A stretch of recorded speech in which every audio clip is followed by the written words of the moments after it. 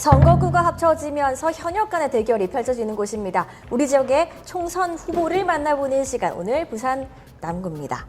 제1호 공약으로 산업은행 이전을 공약을 하셨죠. 국민의힘 박수영 후보 만나보겠습니다. 안녕하세요. 네, 안녕하세요. 박수영입니다. 네, 벌써 내일이 사전투표일이에요. 그렇습니다. 많은 이야기도 하셔야겠지만 우선 카메라 보시고 유권자들께 한 말씀 먼저 부탁드립니다. 예, 말로 하는 정치가 아니고 실적과 성과로 말씀드리는 박수영입니다.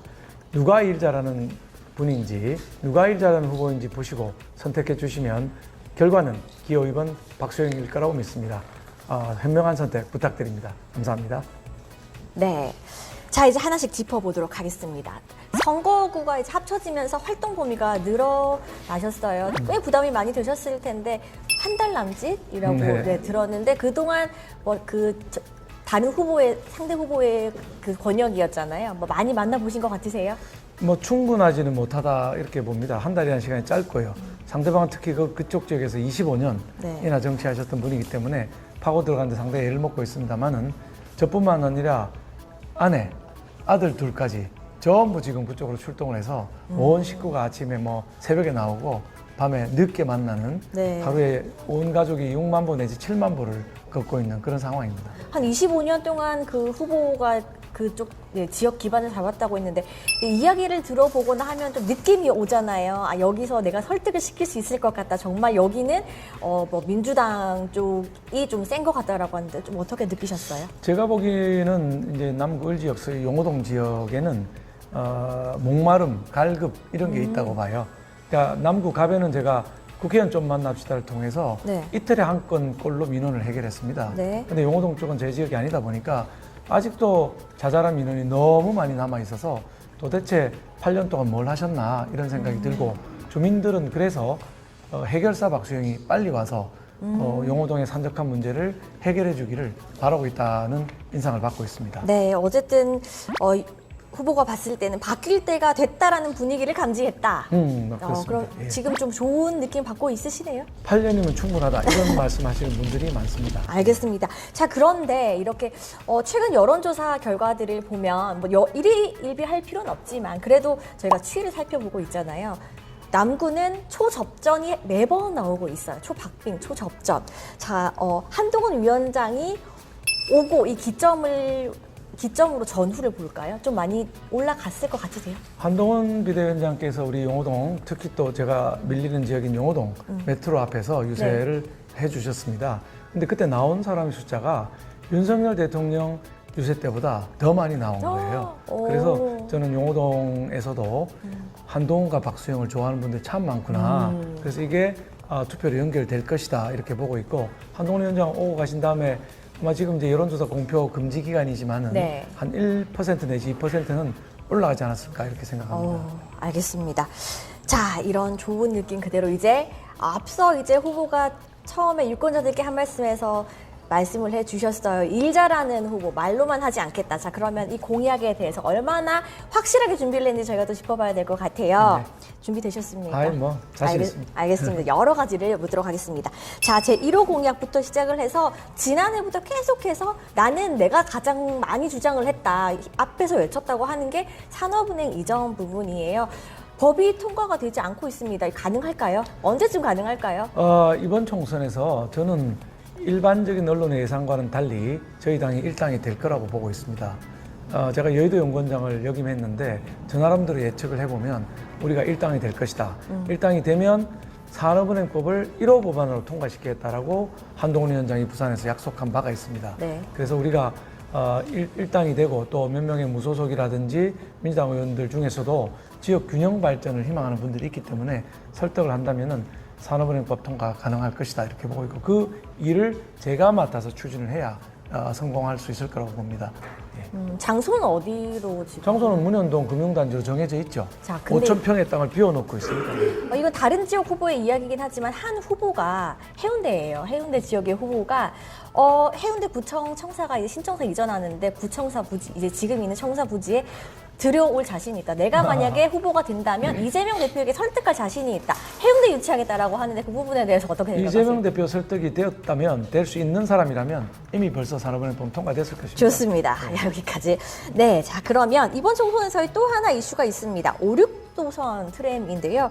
박재우 후보가 지난 총선에서 2020년에 착공을 하고 2022년 개통을 약속을 했어요. 자, 그런데 아직 착공도 하지 못했습니다. 여기에 대해서 박수영 후보의 보관이 있으신가요? 네, 이게 뭐 사실은 8년 됐습니다. 두 번 당선되면서 지하철 또는 트램으로 용호동표를 상당히 이제 가져가셨죠. 근데 이제 이게 희망 고문을 8년 하신 거고요. 다시 또 1호 공약으로 트램을 내세우면서 4년을 더 달라고 지금 읍소하고 계신 겁니다. 네. 자칫하면 저는 12년 희망 고문이 될 수가 있다. 그걸 제가 막아야 되겠다 생각하고요. 지금 박재호 후보께서 야당 후보께서 추진하신 트램은 표준형 트램이라고 네. 도시와 도시를 연결하는 트램이고 그 크기와 무게가 지하철과 비슷합니다. 이게 굉장히 크고 무거운 육중한 것이기 때문에 경성대 입구에서 이 용호종합복지관 지나서 용호복개천을 지나서 늘빛 교차로까지 올라가는데 상당한 애로가 많습니다. 네. 우선 차선을 많이 먹게 돼요. 하나가 1.5차선을 먹고 교행을 해야 될 거 아닙니까? 내려오는 차하고 그럼 3차선이 없어지는데 지금 사실 그쪽 길은 4차선 내지 8차선이거든요. 네. 8차선, 6차선은 뭐 그래도 3개 먹어도 되지만은 4차선 도로를 3개까지 잠식하게 되면 다른 차들이나 버스가 통행이 불가능해집니다. 그래서 저는 그렇게 크고 육중한 트램은 안 된다. 훨씬 슬림화된 용호동 지형에 맞는 맞춤형 트램이 가야 된다. 이렇게 생각합니다. 외국에 유럽 국가들에 가면 이제 이렇게 지하철처럼 큰 트램이 아니라 그 반쯤 되는 아주 걸쭉하고 슬림화된 트램이 다니는 걸 보실 수가 있습니다. 도시가 좁아서 그렇습니다. 여기가 바로 그런 트램이 필요한 곳입니다. 그러면 지금 아직 착공하지 못하고 했던 여러 이유를 종합하면 상대 후보가 제시했던 그 트램 자체부터가 그 디자인 자체부터가 지금 여기에 맞지 않는 트램이었다라고 그렇습니다. 이 생각하시네요. 지역 특성에 전혀 맞지 않는 트램을 주장하고 그걸 8년 가까이 이렇게 계속 주장하시니까 한 발짝도 못 나가는 거죠. 돈을 주는 기재부에서 처음에는 이게 500억 이상이면 예타라는 걸 해야 되는데 네. 470억, 그래서 500억 조금 미만이라고 주장을 해서 예타를 피해갔거든요. 근데 실제로 예산 청구할 때는 906억을 청구하게 됩니다. 엄청나게 점점 많은. 높아졌어요. 점점 높아. 지금은 1,000억 넘을 거라고 보고 있는 것이죠. 1.9km 하는데 1,000억 넘는 돈을 달라고 하고 실제로 운영을 하면 지금 표준형 트램은 이 하루에 3만 명이 타야 네. 적자가 안 난다고 하는데 네. 그러면 LG 메트로 앞에까지 가는데 메트로 주민 거의 모든 사람이 매일 타야 된다. 이런 결론이 나는데 이건 있을 수 없는 일이죠. 차로 다니시는 분도 많을 텐데 버스 타는 분도 있고 그러니까 이렇게 대형 중량 트레인으로는 불가능하다. 이렇게 보고 있습니다. 네. 알겠습니다. 자, 이 5.6도선 트램이 당연히 필요한 것에 대해서는 같이 공감하는 그럼요. 꼭 부분이고 필요하고 해야 실현 되는데 가능성 있는 부분으로 다시 바꾸겠다. 바꿔야 된다. 네. 저는 이게 예비 타당성 조사가 곧 나올 텐데 4월에서 6월 사이에 나오게 되어 있습니다. 네. 1.0을 넘어야 정부가 예산을 주는데 절대로 1.0은 못할 것이다. 저는 이렇게 봐요. 왜냐하면 저는 경기도 부지사까지 하면서 수십 건의 예타를 받아왔고 수십 건의 사업을 추진해 봤습니다. 저는 우리 야당 후보께서 예타를 받아서 사업 추진해 보신 적이 한 번이라도 있는지 물어보고 싶고 있다면 예타 결과가 얼마가 나올 걸로 예상하고 있는지 정말 여쭤보고 싶습니다. 여기서 한 가지만 더 여쭤본다면 그 후보가 당선이 돼서 5.6도선 트램을 다시 이제 실현 가능하게 바꿔서 하잖아요. 그 시간까지도 좀 꽤 걸릴 것 같은데 어느 정도 단축할 수 있는 그 보관도 갖고 계시는 거예요? 당연하죠. 예타는 500억 이상 사업이라고 제가 말씀드렸지 않습니까? 500억 이하의 슬림화된 트램으로 만든다면 예타라고 하는 6개월 내지 1년 걸리는 그 기간을 피할 수가 있는 것이죠. 알겠습니다. 그리고 예산도 적기 때문에 확보하기도 워낙 쉬워지게 됩니다. 알겠습니다. 자, 그럼 두 번째 우암동, 감만동을 비롯해서 이제 몇몇 동네에서 도시철도 지하철이 없어서 불편을 호소하시는 분들이 많다고 이제 알려져 있습니다. 여기에 대한 대책은 혹시 있습니까? 그러니까 그쪽에도 제가 우암선이라고 하는 트램을 놓겠다고 공약을 하고 있습니다. 지하철이 아닌 여기 교통대책의 지하철이 트램으로? 아니고 트램입니다. 네네. 왜냐, 우암동과 감만동에 개발되는 재개발되는 그 세대 수가 네. 1만 5천 세대나 있습니다. 1만 5천 세대가 입주하게 되면 지금 도로로는 수용할 수가 없게 됩니다. 네. 도로 확장은 쉽지 않습니다. 주변에 건물들이 다 들어있기 때문에. 유일한 대안은 뭐냐?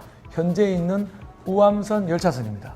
우암선 열차선은 부산역, 범일역, 우암 간만 용당을 거쳐서 신선대부두까지 연결되어 있습니다. 이 선은 기왕의 트랙이 10차선이 있기 때문에 여기다가 트램을 얹으면 바로 운행할 수가 있는 것이기 때문에 그 경성대에서 출발하는 5, 6도선은 부지부터 확보해야 됩니다. 차선을 먹어야 되는 거죠. 네. 근데 우암선은 차선을 하나도 먹지 않고 양방향 운행을 할 수 있는 아주 좋은 여건이 있기 때문에 이 부분을 제가 지금 용역을 줘놨고 용역 결과가 네. 나오면 이거는 5, 6도선보다는 훨씬 더 빨리 돈 적게 들고 할 수 있는 상황이 있습니다. 예. 알겠습니다. 자, 다음 질문으로 넘어가 보겠습니다. 네. 박재호 후보, 이 상대당의 후보가 과거 이재명 체포 동의안에 대해서 페북 댓글에 부결했다라고 이제 공개적으로 이제 표명을 했어요. 비밀 표결에 대해서 이 공개했다고 한 비판이 나오는데 후보 입장 어떠십니까? 예, 아마 공천을 받기 위해서는 개딸들한테 잘 보여야 됩니다. 근데 그거를 찬성 던졌다고 하는 소문이 많으니까 그래서 수박 논란이 붙었거든요. 그러니까 공개적으로 부결했다고 페이스북에 이제 댓글을 다셨다고 알고 있습니다. 근데 그건 비밀 투표의 원칙에 맞지 않지만 그 개딸들한테 어필해서 공천을 받겠다는 욕심에 국회의원의 기본 원칙을 어긴 게 아닌가 이렇게 생각합니다. 그리고 본인은 이재명 대표가 죄가 있다고 생각하냐 없다고 생각하면 물으면 답도 안 합니다. 네. 그럼 죄가 없다고 생각하는 건가요? 부결 던진 거는? 근데 모든 국민들은 이재명 대표가 죄가 있다고 생각하고 저는 특히나 이재명의 7가지 제명을 폭로한 이재명 저격수로서 네. 이건 100% 유죄다 이렇게 생각하고 있고 사실 유죄가 아니라면 이재명 대표가 지금 재판받고 있는 4건의 재판을 이렇게까지 의도적으로 미루고 불출석하고 뭐 무단으로 형사재판에 출석을 안 하는 이런 법치주의를 유린한 행태를 보일 리가 없다고 생각합니다. 자신 있으면 가면 되는 거죠. 네. 계속 안 가고 판사 기피 신청하고 변호사 바꾸고 뭐 시간을 질질 끌고 있지 않습니까? 이것은 본인 스스로도 본인이 유죄라고 알기 때문에 벌이고 있는 행각이라고 봅니다. 우리나라 법치주의가 유린되고 있습니다. 네. 자, 이재명 저격수를 자처하고 있는 국민의힘 박수영 후보가 인터뷰를 나누고 있습니다. 자, 이번 총선에서 이재명 조국이 전면에 나서서 선거를 치르고 있어요. 어떻게 보십니까? 한마디 해주신다면? 예, 이재명 형사사건 피고인입니다. 조국 형사사건 피고인이면서 2심에서 징역 2년을 확정 판결 받은 사람입니다. 국민들 다 아시듯이 자기 딸 대학 입시 비리를 저질러서 서류를 위조하고 아이를 부산대 의전원에 입학을 시켰습니다. 부산대 의전원, 우리 부산의 자존심 아닙니까? 부산에서 공부 제일 잘하는 애들이 가는 곳이 부산대 의전원인데 거기를 서류 위조해서 입학을 시키고 한다는 사실들이 정말 이해가 가지 않는데 그렇게 죄를 저지른 사람이 잘못을 반성하고 감옥 갈 준비를 해야지 그걸 국회의원 배지를 달겠다고 당을 만들고 그 당을 지지하는 사람들이 또 20 몇 %나 된다고 하는데 지금 대한민국의 법치주의가 어디로 가는지 정말 흔들리는 대한민국의 생각을 지울 수가 없습니다. 네. 마지막으로 제 질문은 마지막으로 하나 더 드릴게요. 자, 산업은행 이전에 대해서 국민의힘에서는 민주당이 반대 때문에 안 된다라고 계속 이야기를 하고 있어요. 자, 그렇다면 지금 상대당의 박재호 후보에게 한 말씀 부탁드립니다. 박재호 후보님은 부산에서는 산업은행 꼭 유치하겠다라고 현수막도 거시고 공약에는 안 넣으셨던 것 같은데 넣는지 모르겠습니다만 명함에도 산업은행 유치가 들고 다니는데 국회만 가시면 더불어민주당 중앙당만 가시면 묵묵부담입니다. 그러면 우리 남구 주민들, 부산 시민들한테는 하겠다고 하고 중앙당에서는 아무 말씀도 안 하시는 행태를 계속 보이고 있습니다. 네. 심지어 이재명 대표가 산업은행에 대해서 시어자도 얘기 안 하는데도 한 말씀도 안 하시고 우리 부산에 이재명 대표가 왔을 때 시민단체들이 면담을 요청하면서 산업은행에 대한 입장을 밝히라고 했는데 이재명 대표는 시어자도 언급 안 하고 다른 대답을 하고 올라갔습니다. 그러면 항의를 하고 성명을 내고 해야 될 거 아닙니까? 또 본인이 소속돼 있는 정무위원회 법안심사 소위에 산업은행법이 올라갔을 때 그 법안심사 소위위원장인 김종민 의원이 산업은행법은 반발짝도 나아가서는 안 된다 이렇게 발언을 했는데 그러면 바로 받아서 그런 일이 있으면 안 된다 산업은행 반드시 가야 된다고 얘기해야 될 거 아닙니까? 10명이 넘는 민주당 의원들이 산업은행에 대해서 부정적인 의견을 냈습니다. 제가 만약 그런 입장이라면 찾아가서 설득하고 끈끈이 성명서 내고 산업은행 부산 이전이 국토균형발전이라고 하는 노무현 정신에 딱 맞는 거라고 계속해서 주장을 할 텐데 부산에서만 말씀하시고 서울 가시면 뭐 묵묵부담이 되고 있는데 네. 아마 공천을 받기 위해서 당 지도부의 눈치를 본 거 아닌가 이런 생각하고 있습니다. 알겠습니다. 후보님 원래 말이 이렇게 빠르셨어요? 제가 원래 말이 좀 빠른데 한동훈이하고 저하고 말 빠르다고 욕 맨날 먹고 있습니다. 항상 예. 인터뷰 영상만 보면 이 정도는 아니었는데 선거가 다가와서 정말 급하신가 뭐 말씀드리고 싶은 게 많으신가 느껴지는데 원래 그러신 제가 거죠? 원래 말이 좀 빠릅니다. 그래서 저와 비슷한 이렇게 말빠르기 후보는 처음 봤어요. 아, 예. 당에서도 비슷하네요. 당에서도 얘기를 합니다. 한동훈하고 저하고 말이 빠르다. 근데 한동훈은 머리가 좋아서 빠른 것이고 저는 입이 빨라서 빠른 거라고 생각해 줍니다. 저는 한동훈만큼 IQ 뭐 176까지 되지 않습니다. 네. 알겠습니다. 자, 내일부터 사전투표가 시작되는 4.10 총선이 얼마 남지 않았습니다. 오늘 저뿐만이 아니라 다른 기자님들이 함께 오셔가지고 박수영 후보와 함께 인터뷰를 하고 있는데 제 질문은 여기까지 하고 오늘 오신 다른 기자님들의 개별 질문이 있으면 받도록 하겠습니다. 해주십시오. 예, 뉴스워크 정성 기자님. 작년에 부산의 최고의 하루가 2030 세계박람회 유치였습니다. 결과가 참비였습니다. 그 결과 때문에 부산 시민들이 지금 자괴감에 많이 빠져 있습니다. 그리고 현 시장은, 박 시장은 그걸 제대로 시행하지 않고 부족함을 인식하지 못하는 그런 제스처를 많이 취하고 있는데 부산의 동력이 어디에 새로운 부산의 동력을 찾아야 될지 상당히 궁금한데 그래도 연구원장을 하신 후보님께 부산 동력 어디에서 찾으면 될지 궁금합니다. 우리 엑스포 유치를 위해서 부산의 발전, 부산의 개발에 대해서 여러 가지 플랜들을 내놨습니다. 그게 이제 엑스포 유치가 안 되면서 무산된 거 아니냐 이렇게 보시는 분들이 많은데 즉시 대통령께서 내려오셔가지고 약속했던 부산 발전 다 하겠다. 산업은행, 가덕도 신공항, 그다음에 뭐 뷰티엑스 같은 부산 발전을 위한 계획들 모두 지원하겠다라고 말씀하셨고 글로벌 허브시티 특별법 이것도 지금 제안이 돼 있는 상황이거든요. 특별법이 만들어지면 부산을 위한 예산 지원이라든지 여러 가지 중앙정부로부터 지원이 이어질 것이기 때문에 엑스포 실패로 무산된 실망감을 성과로 실적으로 우리가 만회를 해야 되는 책무가 우리 어깨에 놓여 있다. 그걸 위해서 글로벌 허브시티 특별법도 만들고 또 우리 산업은행도 제가 그래서 1호 공약으로 내세우고 적극적으로 하고 있습니다. 산업은행이 부산에 유치되면 산업은행 직원이 무려 3,700명이고요. 최고의 금융공기업 중에서 신의 직장이라고 불리는 곳이 산업은행입니다. 이게 오게 되면 상당히 뭐 서울 분사가 남아있다 하더라도 뭐 2,000명 이상의 직원들이 부산에 와서 문현동에 와서 근무하게 될 것이고 그게 되면 우리 남구, 우리 부산 한 단계 도약할 거라고 봅니다. 게다가 산업은행의 신규 직원을 1년에 한 100명 뽑으면 35%, 35명은 부산에서 대학을 나온 사람이 반드시 가야 되게 작년 연말에 법이 바뀌었습니다. 그러니까 그동안의 산업은행은 아무리 부산 대학을 나와도 거의 못 갑니다. 서울대, 연대, 고대 막 외국 대학 나온 사람들이 다 가버리는데 이제 35%는 부산에서 대학 나온 사람들을 위해서 딱 이렇게 저장이 되어 있는 것이죠. 그래서 부산대학교, 뭐 부경대학교, 동아대학 같은 부산에 내놓으라는 대학 졸업생들이 최고의 신의 직장에 갈 수 있는 기회가 생겼기 때문에 부산 경제를 위해서 굉장히 좋다. 바로 산업은행이 오기 때문에 나는 부산이 남구가 해운대구를 따라잡고 또 그 위에 5년 내 해운대구, 10년 내 서울 강남구 따라잡을 수 있다. 이렇게 예측을 하고 있는 것입니다. 뭐 파이낸스데이 최재윤 기자입니다. 예. 제가 할 질문을 다 하셔가지고 가벼운 질문을 몇 가지만 드리겠습니다.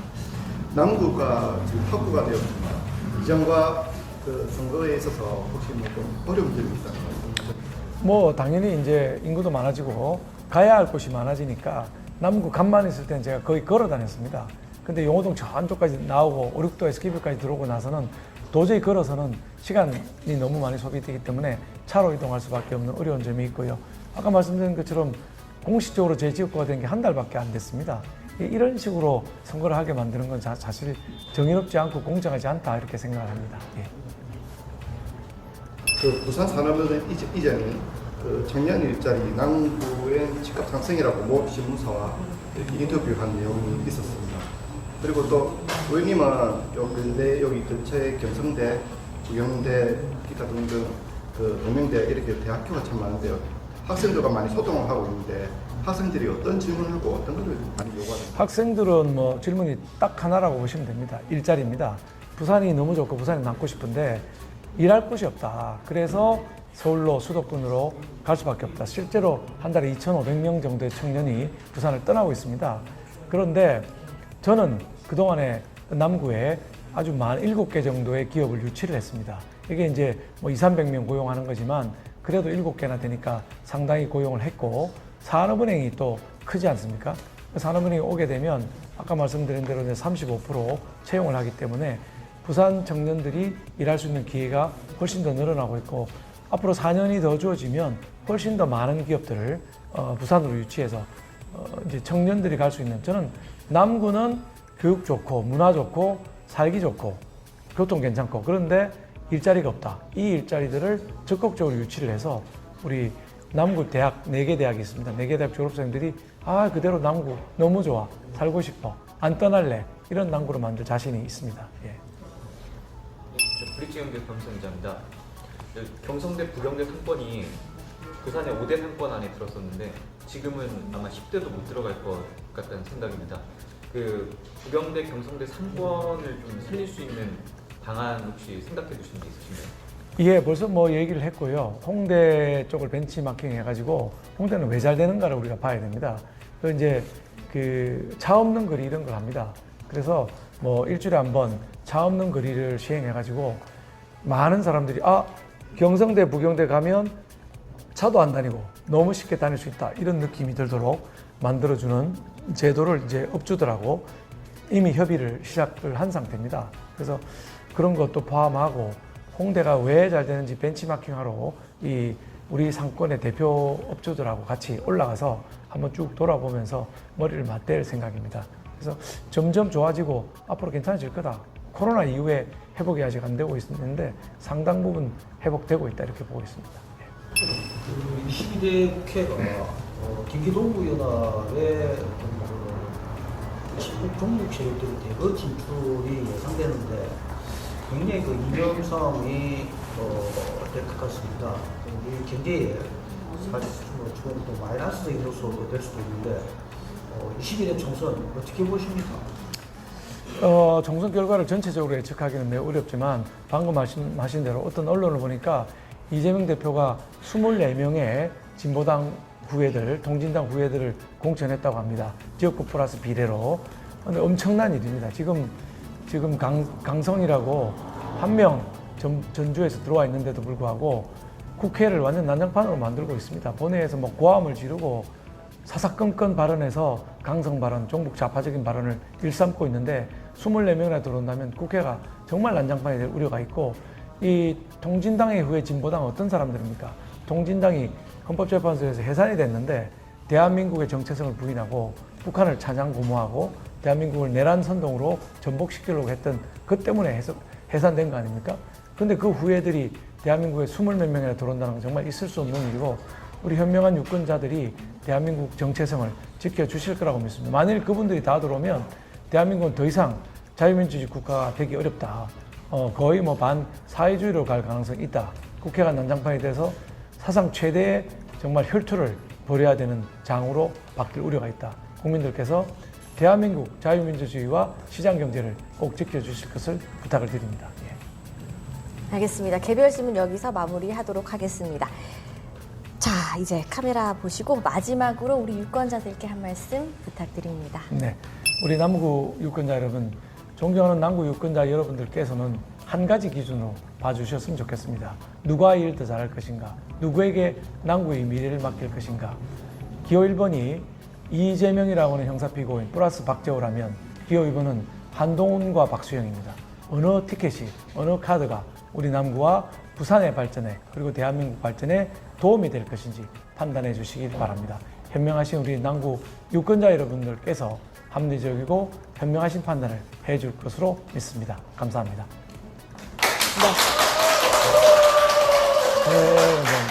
네, 알겠습니다. 자, 지금까지 국민의힘 박수영 부산 남구 후보와 함께 했습니다. 수고하셨습니다. 감사합니다.